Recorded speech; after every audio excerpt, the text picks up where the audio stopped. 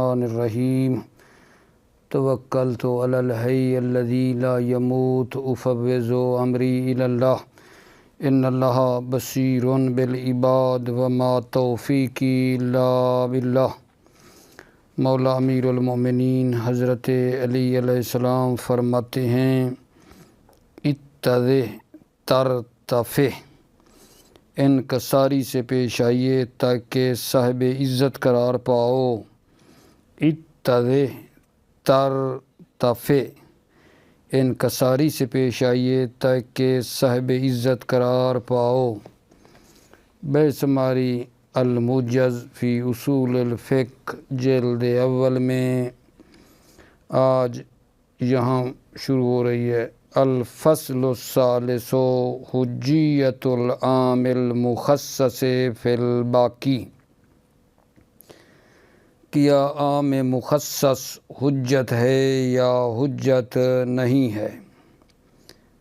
کیا عام مخصص حجت ہے یا حجت نہیں ہے؟ جب ایک عام آ جائے اور عام کے بعد اس کی پھر تخصیص ہو جائے،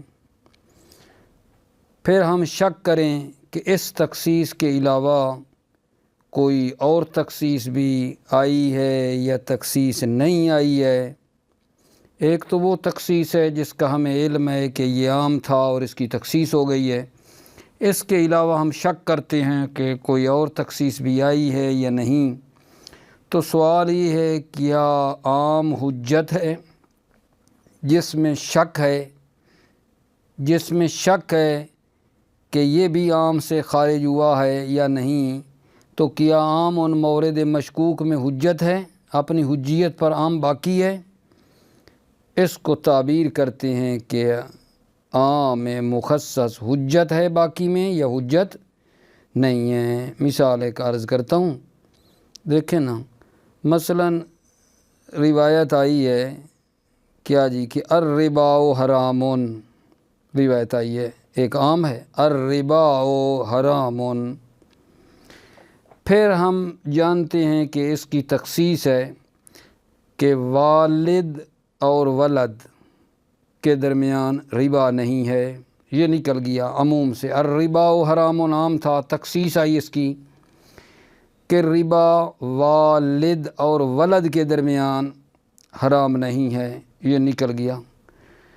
پھر ہم شک کرتے ہیں باقی عزیزوں کے بارے میں، جیسے اخ ہے، اخت ہے، کہ کیا یہ بھی خارج ہو گئے ہیں اس الربا حرام ان سے یا خارج نہیں ہیں؟ تو کیا عام جو حرمت ربا ہے وہ حجت ہے ان مورد مشکوک میں یا حجت نہیں ہے؟ اگر کہیں حجت ہے تو اخ اور اخت میں ربا حرام ہے، ٹھیک ہے۔ اگر کہیں حجت نہیں ہے تو پھر وہ ان میں ربا حرام نہیں ہم کر سکتے، ٹھیک ہے۔ مصنف کا نظریہ یہ ہے کہ عام جو ہے نا وہ حجت ہے، ان مشکوک میں عام حجت ہے، ٹھیک ہے۔ عام مورد مشکوک میں حجت ہے، کیونکہ عام مخصص جو ہے وہ اپنے معنی حقیقی میں استعمال ہوا ہے ارادہ استعمالی کے ساتھ۔ اگر کوئی اور تخصیص وغیرہ آتی ہے تو وہ ارادہ جدی کے ساتھ ہوگی، اور ارادہ استعمالیہ جو ہے اس کو کوئی صدمہ وغیرہ نہیں پہنچتا۔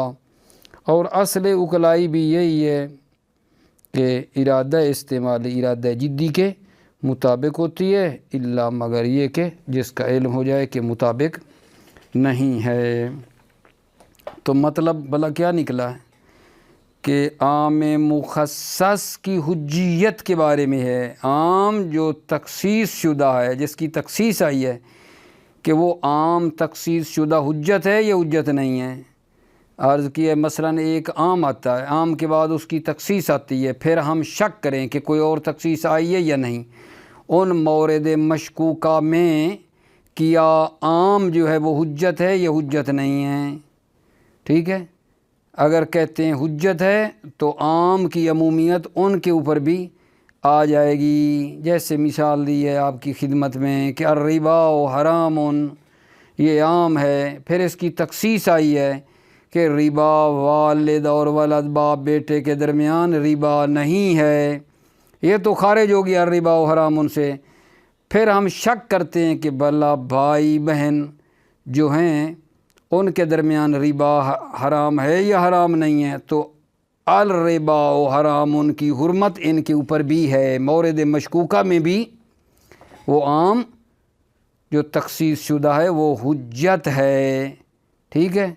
نظر مختار مصنف یہ ہے کہ عام جو ہے حجت ہے، عام مورد مشکوک میں حجت ہے، سادہ سی بات ہے۔ بسم اللہ الرحمن الرحیم۔ توکلت علی اللہ حسبی اللہ۔ الفصل الثالث، تیسری فصل، حجیت العام المخصص فی الباقی، عام مخصص کی حجیت فی الباقی، باقی میں۔ اذا ورد عام وتابعہ التخصیص، جب عام وارد ہو وتابعہ اور اس عام کے پیچھے اس کی تخصیص ہو، ثم شککنا فی ورود تخصیص آخر علیہ غیر ما علم، پھر ہم شک کریں کوئی دوسری تخصیص آئی ہے غیر ما علم، علاوہ اس کے جس کو ہم جانتے ہیں، کوئی اور تخصیص آئی ہے، ٹھیک ہے، کوئی اور تخصیص آئی ہے۔ فَهَلْ يَكُونُ الْعَامُ حُجَّةً فِي مَا شُكَّ خُرُوجُهُ عَنْهُ أَوْ لَا، تو کیا عام حجت ہے فی ما شک خروجہ عنہ، جس میں شک ہے خروجہ عنہ کہ وہ عام سے کیا ہے خارج ہے۔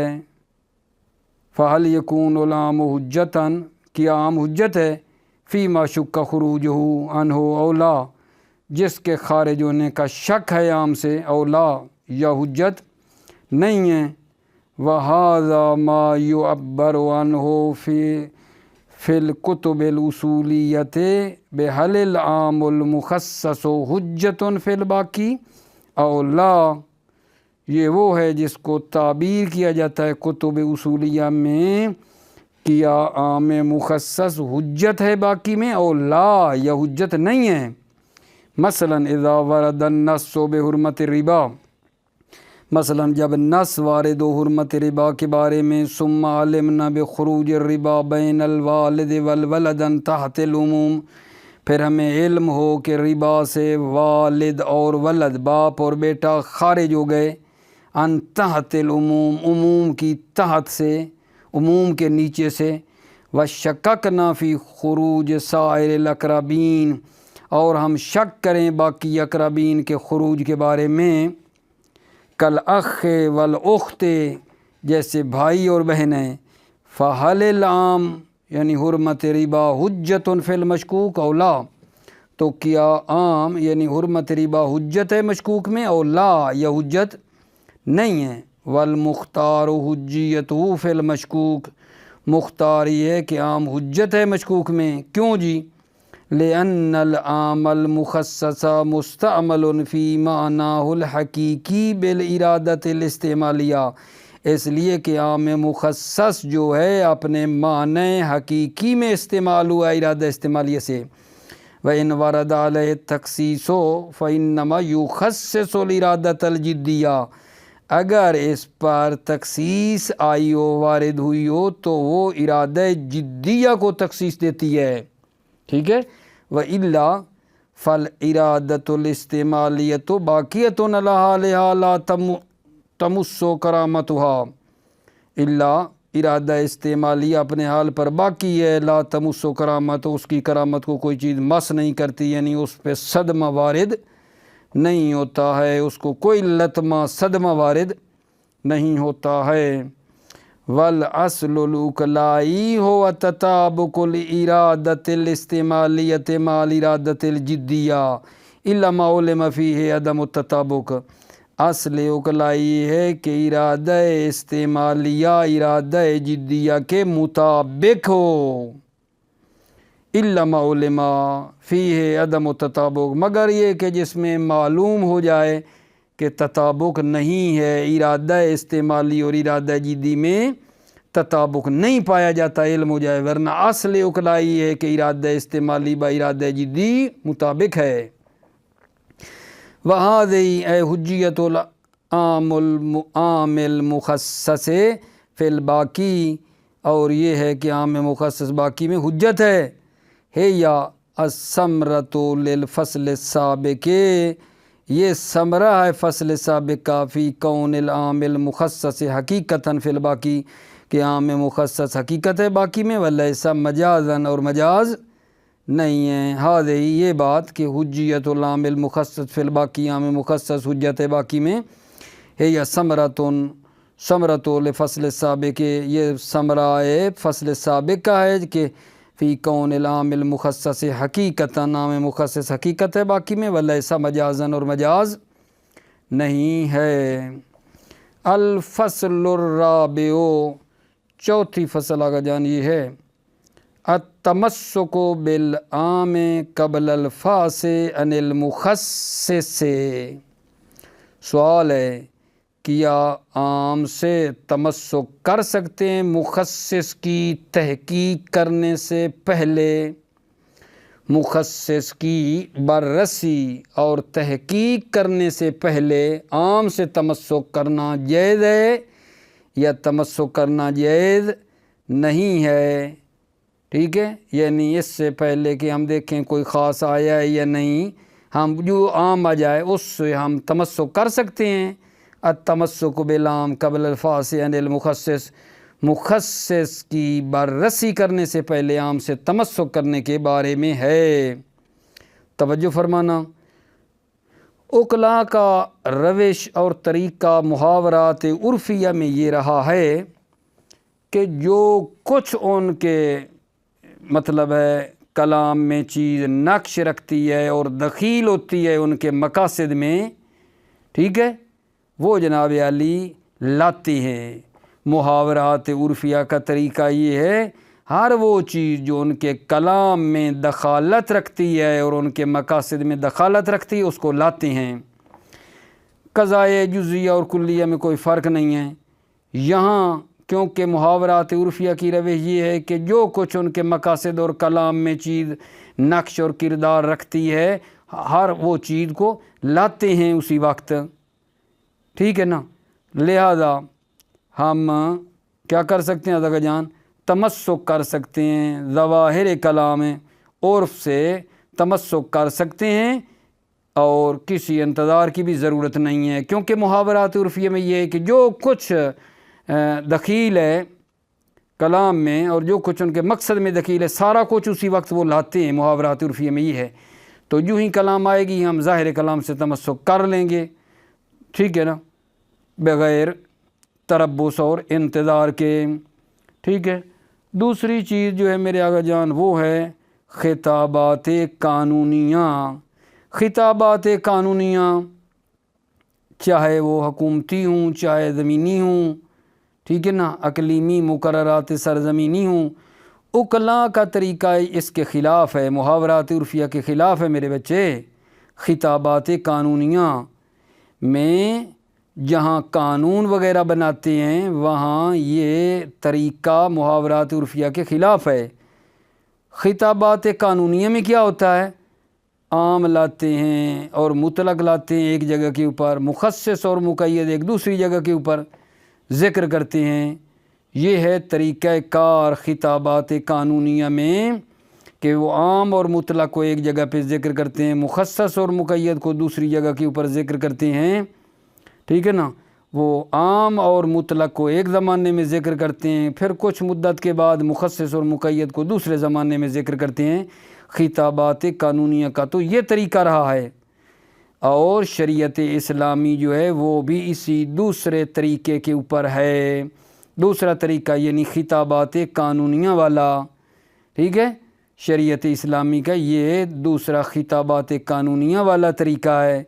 یعنی کیا، یعنی مطلب یہ ہے کہ عام قرآن میں آیا ہے یا نبی کے کلام میں آیا ہے اور اس کی جو مخصص ہے اور مقید ہے وہ کلام اوصیاء میں آئی ہے، ایک جگہ سارے اکٹھے نہیں آئے ہیں، عام ہے دوسری جگہ اس کا خاص آیا ہے، ٹھیک ہے۔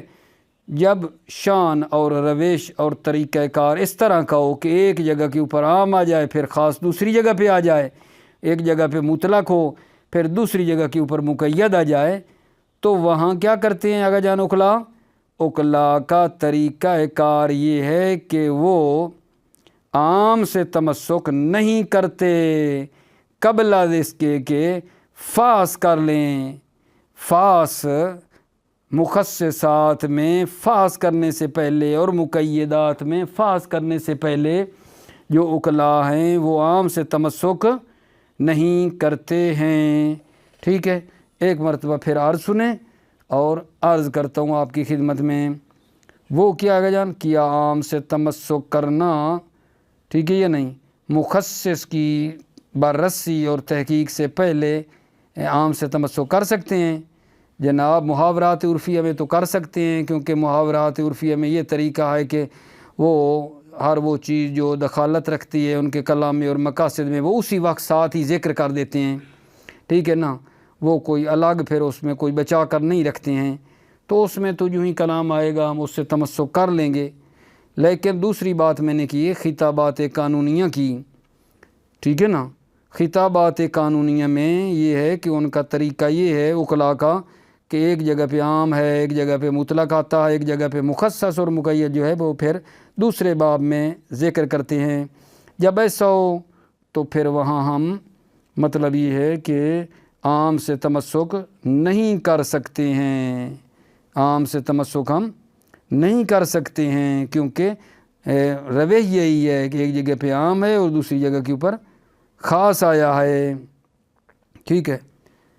اور جو یہ طریقہ دوسرا خطابات قانونیہ والا، اسی پر شریعت اسلامی کی روش بھی جاری ہوئی ہے کہ مثلا قرآن مجید میں عام آتا ہے یا نبی کے کلام میں عام آیا تو اس کی جو تخصیص ہے یا تقیید ہے وہ اوصیاء کے کلام میں آئی ہے۔ جب ایسا ہو تو ہم عام سے تمسک نہیں کر سکتے خاص کی تحقیق یا مطلب ہے مقید کی تحقیق کرنے سے پہلے، ٹھیک ہے۔ توجہ جی، بسم اللہ الرحمن الرحیم۔ الفصل الرابع، چوتھی فصل، التمسک بالعام قبل الخاص عن المخصص، عام سے تمسک کرنا مخصص کی بررسی اور تحقیق سے پہلے۔ ان دیدن الوکلاء فی المحاورات العرفیۃ هو الاتیان بکل ما له دخل فی کلام و مقاصدهم من دون فرق بین القضایا الجزیہ والکلیہ۔ روش اقلا محاورات عرفیہ میں یہ ہے کہ وہ لاتے ہیں بکل ما له دخل، ہر وہ چیز جو نقش رکھتی ہے اور کردار ادا کرتی ہے فی کلامہم، ان کے کلام میں، و مقاصدہم اور مقاصد میں، من دون فرق بین القضایا جزیہ والکلیہ، فرق نہیں ہے قضایا جزیہ یا کلیہ میں، ولذا یتمسک بظواہر کلامہم من دون ای تربص، لہذا ظواہر کلام عرف سے تمسک کر سکتے ہیں من دون ای تربص، بغیر کسی انتظار کے۔ وَأَمَّا الْخِطَابَاتُ الْقَانُونِيَّةُ الَّتِي تَرْجِعُ إِلَىٰ جَعْلِ الْقَوَانِينِ وَسَنِّ السُّنَنِ، اما خطابات قانونیہ جو لوٹتے ہیں قوانین کو جعل کرنے کی طرف، وسن السنن اور سنت کو قرار دینا اور مقررات کو قرار دینا، فرق نہیں ہے کانت دولیتاً، وہ حکومتی ہوں، اور اقلیمیتاً یا مقررات سرزمینی ہوں، فقط جرى سیرت الوکلاء علی خلاف ذالک، سیرت اقلا جائی علی خلاف ذالک، ذالک یعنی محاورات عرفیہ کے وہ خلاف ہے، یہ جو خطابات قانونیہ والا بات ہے۔ فَتَرَاهُمْ يَذْكُرُونَ الْعَامَ وَالْمُطْلَقَ فِي بَابٍ، آپ دیکھتے ہیں، فَتَرَاهُمْ اقلا کو آپ دیکھتے ہیں، يَذْكُرُونَ الْعَامَ وَالْمُطْلَقَ فِي بَابٍ، عام اور مطلق کو ایک باب میں ذکر کرتے ہیں، وَالْمُخَصِّصَ وَالْمُقَيَّدَ فِي بَابٍ آخر، مخصص اور مقید کو ایک دوسرے باب میں ذکر کرتے ہیں۔ کما انہم یذکرون العموم والمطلق فی زمان وبعد فترۃ یذکرون المخصص والمقید فی زمان آخر، جیسا کہ آپ دیکھتے ہیں کہ اقلا عام اور مطلق کو ایک زمانے میں ذکر کرتے ہیں اور زمانے کے بعد تھوڑے زمانے کے بعد مخصص اور مقید کو ایک دوسرے زمانے میں ذکر کرتے ہیں۔ وقد سلک التشریع الاسلامی ھذا الناو، شریعت اسلامی کی روش بھی یہی ہے۔ فتجد ورود العموم فی القرآن او کلام النبی والمخصص والمقید فی کلام الاوصیاء، آپ پاتے ہیں کہ عام وارد ہوا ہے قرآن میں یا کلام نبی میں، اور مخصص اور مقید کلام اوصیاء میں آیا ہے۔ مثلا وما ھذا شان، اور جس کی یہ شان ہو، کیا بھلا شان ہو کہ عام ایک جگہ پہ آ جائے اور خاص پھر کچھ مدت کے بعد آیا کرے، لا یسع فیہ عند العقلاء التمسک بالعموم قبل الفاظ عن مخصصاتہ او بالمطلق قبل الفاظ عن مقیداتہ وما ھذا شان، جس کی یہ شان ہو، ٹھیک ہے نا، لا یسع فیہ عند العقلاء التمسک بالعموم، عقلاء کی نظر میں عام سے تمسک کرنا صحیح نہیں ہے، قبل الفاظ عن مخصصاتہ، عام کے مخصص کی تحقیق کرنے سے پہلے یا مطلق سے تمسک کرنا صحیح نہیں ہے، قبل الفاظ عن مقیدات، مطلق کے مقید کی بررسی اور تحقیق کرنے سے پہلے۔ ٹھیک ہو گئی بات آقا جان؟ پس دو باتیں آج آپ کی خدمت میں پیش کی ہیں۔ ایک تو پچھلا بات یاد رکھیں کہ عام مخصص حجت ہے، یہ حجت نہیں ہے۔ مصنف کی نظر یہ بنی ہے کہ عام مخصص جو ہے وہ حجت ہے۔